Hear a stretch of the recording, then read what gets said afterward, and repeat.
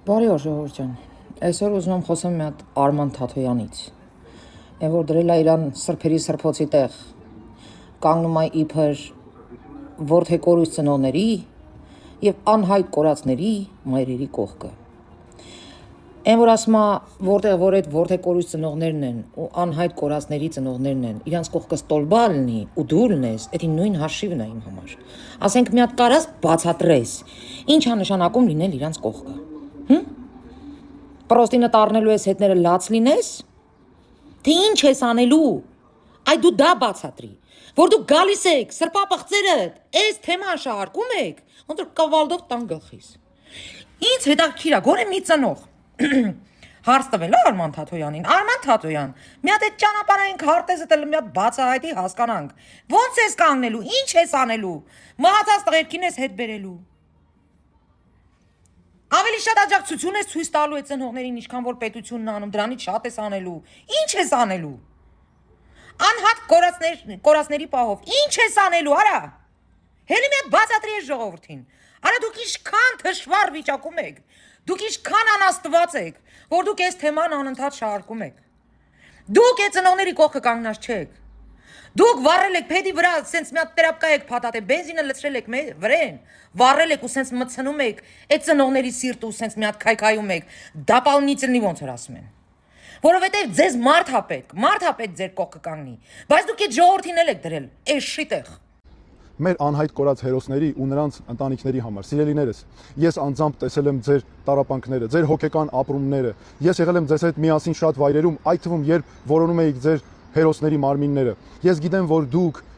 ձեր հերոսները զգում եք դավաճանված։ Ես չգիտեմ այս իշխանությունը ինչ է թաքցնում, ինչ է արել այս պահին, բայց ես խոստանում եմ ձեզ, ամեն ինչ բացահայտել, ես ամեն ինչ անելու եմ, որ դուք ունենաք բոլոր տեղեկությունները։ Մենք բացահայտելու ենք 2020 թվականի 44-օրյա պատերազմի ազգային ժողովի քննիչ հանձնաժողովի զեկույցը, որ այդպես էլ չհրապարակվեց։ Դուք պետք է ամեն ինչ իմանաք։ Դուք պետք է լինեք մեր հասարակությունում ամենահարգված ու գնահատված մարդկանցից մեկը։ Ձեր հերոսները պետք է իրոք հերոս կոչվեն։ Ես միայն խնդրում եմ ձեզ վստահեք ինձ։ Հունիսի 7-ին ձեր քվեով վստահեք ինձ, տվեք ինձ այդ հնարավորությունը, դուք ինձ գիտեք, ես ինչ ասում եմ, դա էլ անում եմ։ Այսինքն դու պատրաստ ես այս թեման շահարկես, ինչ հատեք քեզ ձայն տան։ Դու հասկանում ես ինչ ողորմելի վիճակում ես դու։ Կամ այդ հանձնաժողովի, որ ասում ես, «Ո՞վ ինչ են թաքցնում» եւ այլն։ Խիտ ընդդիմության հետ չունես։ Գնացեք դիմում գրեք, կարդացեք, տեսեք ինչ է։ Ինչ կա դրա մեջ։ Դրա համար պարտադիր պետք է դառնաս ղեկավար, նոր կարդաս, ընդդիմության յուրաքանչյուր падգամավոր իրավունք ունի, դիմում ներկայացնի, գնաց անոթանա, բայց գնացեք ծանոթացեք, այդ տվարներ։ Ինչ խնդիր ունեք։ Արա ես ատում եմ ձեզ մենակ նրա համար, որ առանց էնել այս ցավը քաշող ծնողներին, դուք շարքում եք ձեր պիղծ մտքերի մեջ, ձեր պիղծ նպատակների մեջ։ Այս սա է ինձ սպանում։ Ես ձեր չեմ ներելու։ Այն ամենա, չգիտեմ, անբարոյականին ես կներեմ, բայց ձեր նմաններին, որ այս ծնողների սրտին են կպնում, ես ձեր չեմ ներելու, երբեք չեմ ներելու։ Դուք ներելու ապրանք չեք։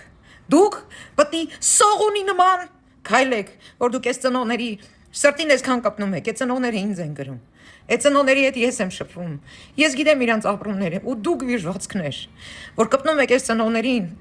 սուց հույսեր եք տալիս, չեմ անում ինչեր եք անում։ Դուք աստծունից պատիժ ու դատաստան եք տեսնելու։ Ես որ լսում եմ դու եղել ես մարդու իրավունքների պաշտպան, ես ինձ վատ եմ զգում։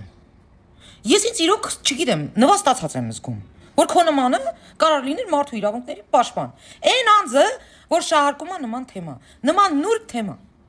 Կամ այս հատվածը մի հատ լսենք, էլի։ Ոնց կարող է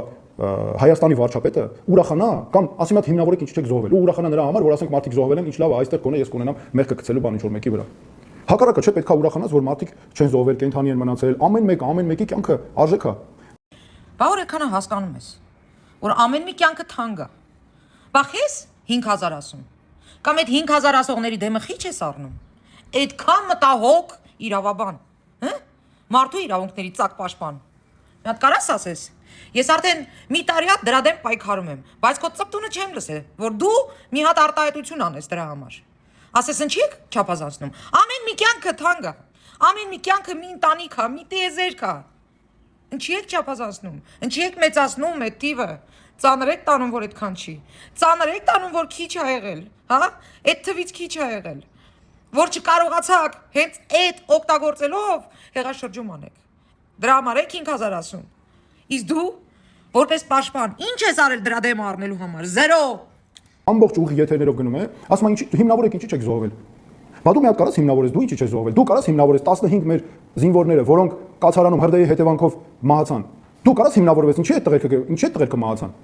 Ես քեզ կարամ հիմնավորեմ ինչի մահացան, որտեղ քո նմանը եղել է մարդու իրավունքների պաշտպան։ Դու երբևէ հետաքրքրվել ես զինվորի վիճակից, զինվորի ապրելակերպից, զինվորի այդ կացարաններից,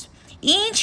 պայմաններում են եղել այդ զինվորները, ինչ են կերել։ Դու երբևէ մտած կաս թե հետաքրքրված կաս, ասենք թե պաշտպանության նախարարությունը, ասենք թե Նիկոլ Փաշինյանը դարավ վարչապետ ու իր օրով անմիջապես նման բան տեղի ունեցավ։ Պատերազմ եւ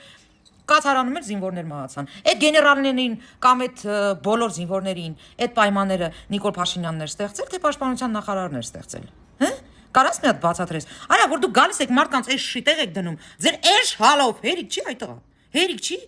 Թե մենակ բրտեսնելով է։ Հա՞։ Բանակում յախշիներով, որոնք իդեպ սահմանին Թուրքի հետ նստի կերոխում են արել։ Իրանց յախշին մեր յախշիի հետ։ Արման Թաթոյան։ Հանգարց բերանս բացել չտաս, արա։ Դուք ընդհանրապես զինվորից, բանակից, լեզուներդ կողեք միտեղ։ Ինչի։ Հանի դեռ Մերի Տոմոյանը իր բերանը չի բացել։ Որ բացեցի, չէ։ Վայ։ Դուք անաստվածներ, բղծել եք ամեն ինչ։ Մենակ եղերնի հուշարձաններ մնացել, էդ էլ բղծիկ։ Դուք ամեն ինչ եք բղծել, լուբոյ սրբություն։ Իսկ բանակը վաղուց է բղծված։ Դու հանգարց բանակից չխոսաս։ Հիմա մանրակրկիտ գործողություններ են կատարվում, թե հոգեբանական, թե ռազմավարական, ամեն ինչ անում են, որ բանակը խելքի բերեն։ Իսկ այն ժառանգությունը, որ Փաշինյանը ստացավ, բանակը դե կներեք էլի։ Կախարդական փայտիկ չուներ, որ խփեր բանակին միանգամից դառնար ՆԱՏՕ։ Ու դու հիմա կանգնում ես Որթեկորուս ծնողների կողքը։ Լուրջ ես ասում այդ Որթեկորուս ծնողների դեմ քո նմանը պատասխանատու է։ Թե խի դու ժամանակին քո գործողությունները ճիշտ չես կատարել, քո պարտականությունները ճիշտ չես կատարել, մեկ էլ քո թափ-թփուկ թուլեքը, այն հները, ինչի իրաց պարտականությունները ճիշտ չեն կատարել, որ այդքան զոհ չունենայինք, կորուստներ չունենայինք։ Ձեր օրոք են։ Այտենց չաստեր եղել, այտենց կացարաններ եղել, այտենց սահմաններ եղել, կանսերվի բանկեքով, կիրկին վեդրոյի մեջ լցրած ջուրը վրեն լցրած ճաշերով։ Հը՞։ Արման Թաթոյան, երբևէ հետաքրքրվել ես։ Այս զինվորի մասին մտածող ես դարի, ինչ եք ասում։ Հələ սրան նայեք։ Այդ որ ծնողի կողքն ես հիմա դու կանգնելու։ Այն ծնողի, որ վստահ է իր երեխեն նորմալ հաց ա ուտում, մաքուր անկողնում ա քնում։ Հա՞։ Այդ զինվորի ծնողի կողքն ես կանգնելու, հը՞։ Բավոր ծնողի կողքը կանգնած ես։ Բա խես դեմ խաղաղությանը։ Հը՞։ Ինչ արժանապատվության մասին ես вообще բլթսնում։ Կասես։ Խի նույն ծնողի կողքը չես կանգնում, որ հիմա իր զինվորը սահմանին կանգնած է։ Խաղաղ երկնքի տակ։ Խի չես սատարում այդ խաղաղությունը, հը՞։ Որովհետև դուք այդ ձեր 5000 զոհին չհասաք։ Դուք ամեն ինչ արեցիք։ Ամեն ինչ։ Դուք անգամ վիրավոր տղերքին չհանեցիք դաշտերից, որպեսի մահանան, որպեսի այդ քանակը շատ լինի։ Մենք այս ամեն ինչը գիտենք։ Բացի այն, որ դուք ռազմավարական ոչ մի ճանապարհ չեք կառուցել, հիմա ղժում եք թե բաճենեպերնիր, հա հետո ինչ, այդ ձիգզողներ, այդ թուլեք,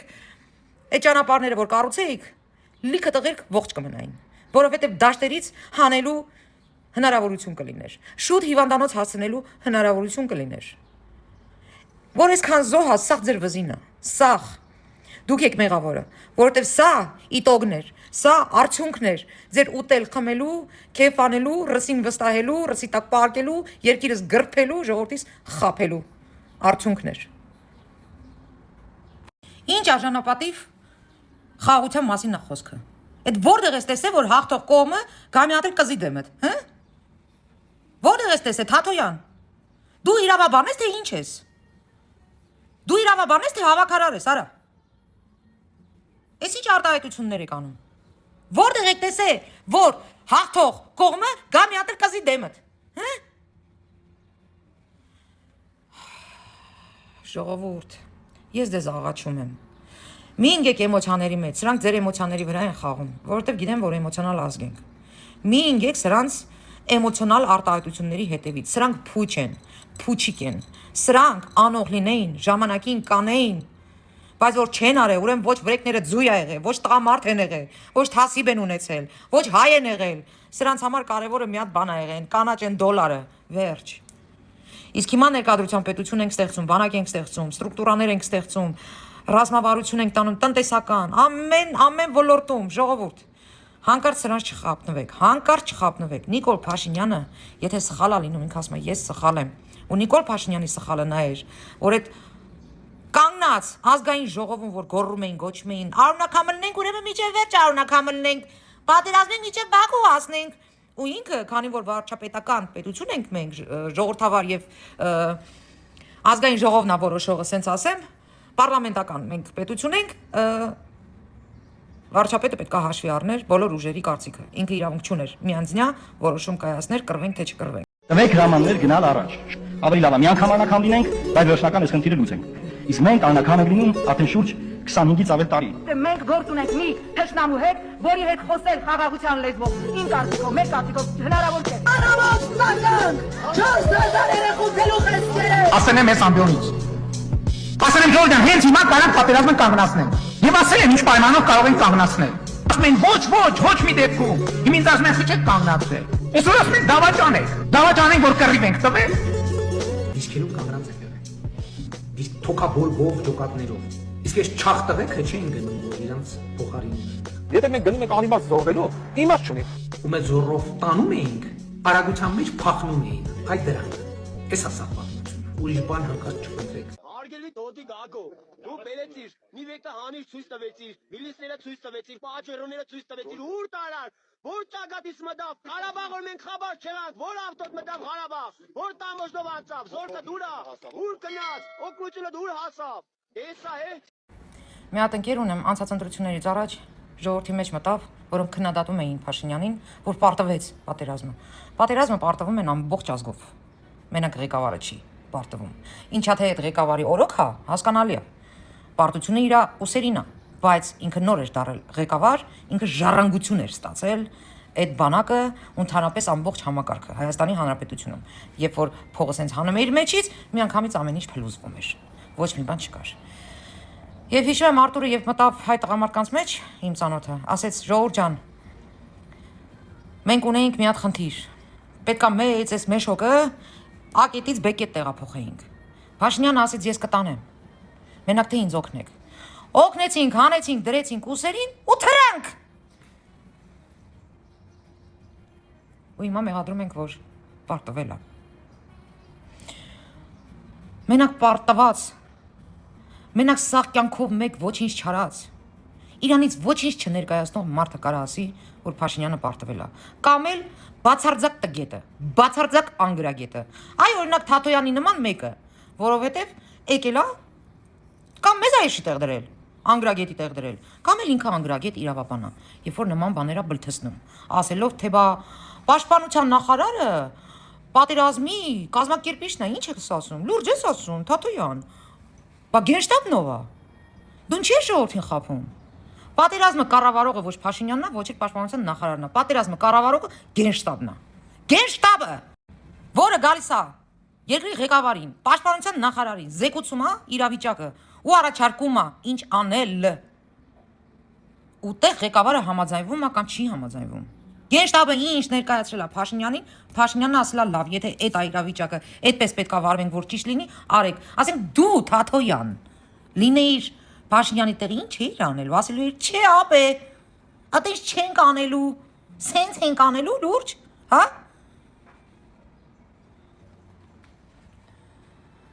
Ախ։ Հուսամ ժողովուրդս գիտակից կգտնվի ցավ ստանալու պատճառով սխալ քայլ չի անի, այս դրոշն չեն կորցնի, որովհետև այս պատերազմը կոտրվեց մեր գլխին ոչ միայն Արցախի համար, այլ նաև այս սուրբ դրոշը իջեցնելու համար։ Ու այո, այս դրոշը իմ համար սրբություն է, սրբություն։ Պահեք այդ դրոշը, պահեք այս խաղաղությունը, հերիքա ջահելներին մեր կորցնենք։ Իրանք երազանքներ ունեն, իրանք ուզում են ապրեն, ինչպես եւ բոլոր հարևան պետությունները երազանքներ ունեն, ուզում են ապրեն։ Ֆաշիզմը թարգեք, հերիք ու բոլեղավ, Դուք թուրքերի հետ, ազերների հետ տրճիկ եք տվել տարբեր տեղեր։ Գերմանիաներում այդքան տոկոս թուրք կա, կողքները լավ տրճիկ եք տալի, այ պիտուղ գամբորսկիներ։ Բայց հայ ժողովրդին պատանդ եք պահե երկրին։ Ու ձեզ գերեզմանոց եք սարքել այս երկիրը, որ գաց թե սատկի եք մենակ։ Ոչ, այս ժողովուրդը ապրելու է։ Այս ժողովուրդը բարգավաճելու է ու դուք նախանձից սատկելու եք ընդ։ Որովհետև վախենալու եք ոտ տնեք Հայաստանի Հանրապետություն, որովհետև բոլորի դեմքերը պատռվել է, թե ինչ քակ ուտելով եք ման գալիս տարբեր երկրներում։ Հունիսի 7-ին քվեարկում ենք 16-ին, որպես այս երկիրը, քանի ոտի ա կանգնել, ամրացնի ամեն ինչ ու առաջ գնա։ Ու ես վստահ եմ, որ կայծակնային արագությամբ զարգանալու է։ Կայծակնային արագությամբ։ Իսկ այն անգրագետ տագետները, որ քարտեզ են ցույց տալիս, իբր Նիկոլա տվեց, արա թասի բունեցեք, արա։ Դուք այսքան թասի բունենայիք։ Մի հատ ուղեղներ հետ կաշխատացնեիք, մի հատ ձեզ կդրթեիք, մի հատ բացեիք, կարդայիք, ձեր սահմանների հետ ծանոթանայիք, անկլավների հետ ծանոթանայիք ու հասկանայիք ինչ խոսակցություններ ա գնում եւ այլն։ Քարտեզին նայում եք, որները ճղում եք, արա չեք ամաչում, տղա աղջիկ, հելել եք այս շեշ դուս եք տալի, ժողովրդին էլ վիրավորում եք ձեր պիտու խալով։ Ձեր անգրագետ, տգետ, ոչ խար հալով։ Ում եք վիրավորում, այ ես ասում եմ, զգուշացնում եմ։ Եթե անգամ հելնում եք էշեշ ոռնում եք,